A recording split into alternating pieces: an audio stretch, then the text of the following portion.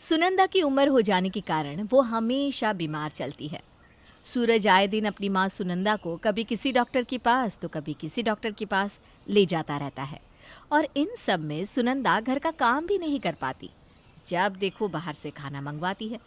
एक दिन ये सब देखकर सुनंदा की पड़ोसन उससे कहती है, अरे सुनंदा, मैं देख रही हूँ आए दिन सूरज स्विगी या जोमेटो से खाना मंगवा रहा है। रोज रोज बाहर का खाना अच्छा नहीं है। इस तरह तो तेरे साथ साथ बाकी सबकी तबीयत भी खराब हो जाएगी। तो तू ही बता क्या करूं मैं, और कोई उपाय भी तो नहीं है मेरे पास। उपाय कैसे नहीं है? भगवान ने श्रवण जैसा बेटा दिया है, उसकी शादी कर दे। बहू आ जाएगी तो घर संभाल लेगी। वैसे भी तेरे सूरज के पीछे जो भी आएगी सुखी रहेगी। हाँ, ये सही कहा तूने। वैसे भी सूरज अब 25 साल का हो गया है। यही सही उम्र होती है शादी की। वैसे तू कहे तो मैं एक लड़की को जानती हूँ। वो सुंदर भी है और पढ़ी लिखी भी। मेरे मायके के पड़ोस में ही उसका घर है। बात चलाऊं क्या? हाँ हाँ, बड़ा तू बात आगे। भगवान चाहेगा तो अगले महीने ही मेरे सूरज के हाथ पीले हो जाएंगी।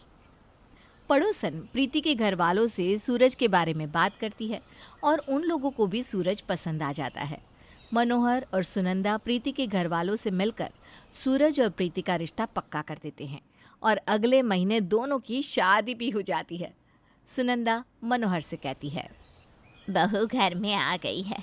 अब मेरे बेटे को परेशानी भी नहीं होगी। खाना भी टाइम पर मिल जाएगा और वो भी घर का बना हुआ।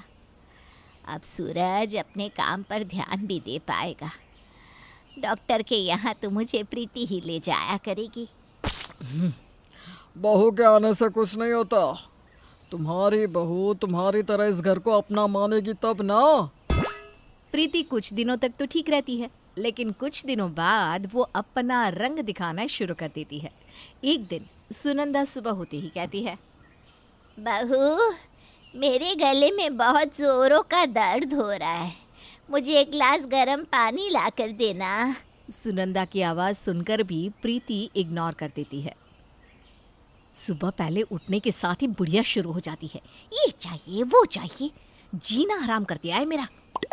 सुनंदा बार बार प्रीति को आवाज़ देती है। तब सूरज आकर प्रीति से कहता है, तुम्हें सुनाई नहीं देता है क्या? इतनी देर से माँ तुम्हें आवाज़ दे रही है।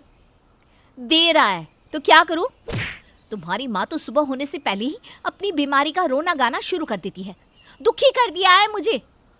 इस घर में रहना है तो मेरी माँ की सेवा करनी ही होगी। गुस्से में फनफनाते प्रीति सुनंदा के पास जाकर कहती है, क्या हो गया? अब कौन सी बीमारी हो गई है आपको?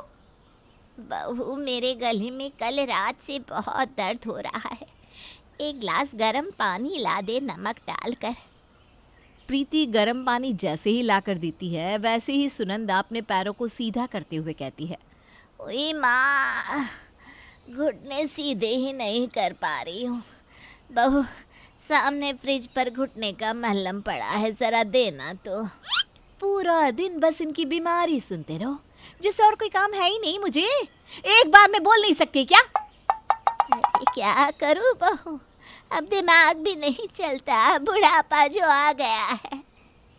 प्रीति घुटनों का मलहम लाकर सुनंदा को दे देती है।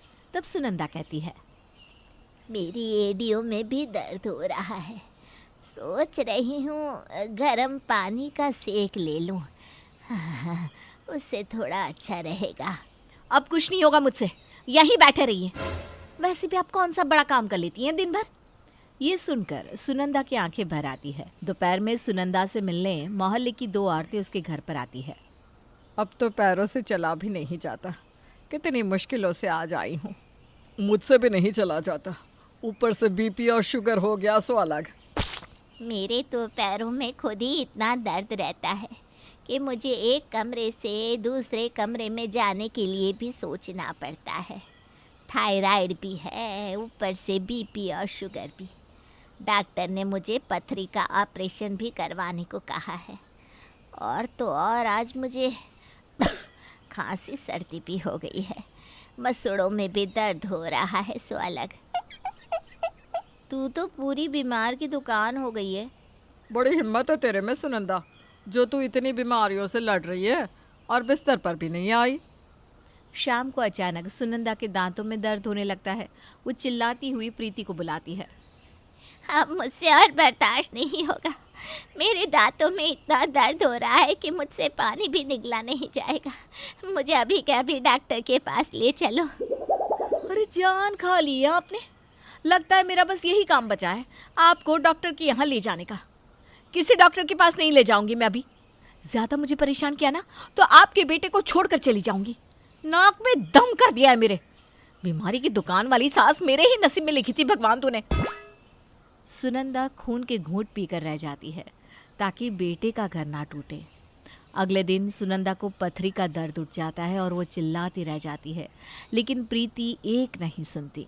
सूरज को जैसे ही पता चलता है वो दुकान से भागा चला आता है और सुनंदा को अस्पताल ले जाता है। उधर डॉक्टर सुनंदा का ऑपरेशन करते हैं। इधर सूरज प्रीति को एक थप्पड़ मारता है। ऐसी हालत में तो दुश्मन भी मदद कर देते हैं, तुम तो उनसे भी बदतर निकली। तुम्हारी माँ मर जाए तो अच्छा है, कौन सा पहाड़ तोड़ रही है जी के। इतना कहकर प्रीति अपने मायके चली जाती है। जैसे ही वो अपने मायके पहुंचती है तो देखती है कि उसकी भाभी रितु उसकी माँ इंदु पर चिल्ला रही है।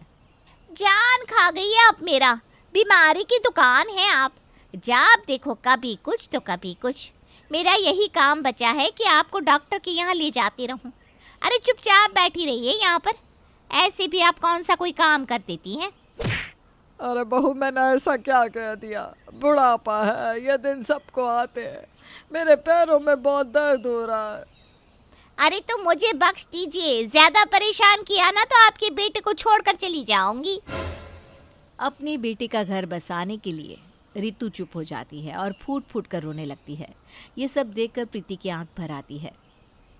रितु भी वही कर रही है जो मैं अपनी सास के साथ करती हूँ।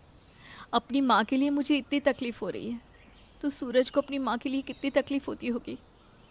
अपनी गलती का एहसास होते ही प्रीति अपने ससुराल वापस चली जाती है, जहाँ सूरज सुनंदा की सेवा कर रहा होता है। प्रीति सुनंदा के पैरों में गिरकर रोने लगती है और कहती है, मुझे माफ़ कर दीजिए माँ, मैं भूल गई थी।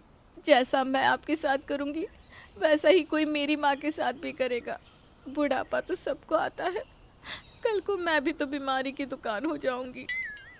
बहू तू वापस आ गई, यही काफ़ी है। अपने आंसू पोंछ ले बेटा तू। प्रीति सुनंदा के गले लगती है और अब वो खुशी खुशी साथ रहने लगते हैं।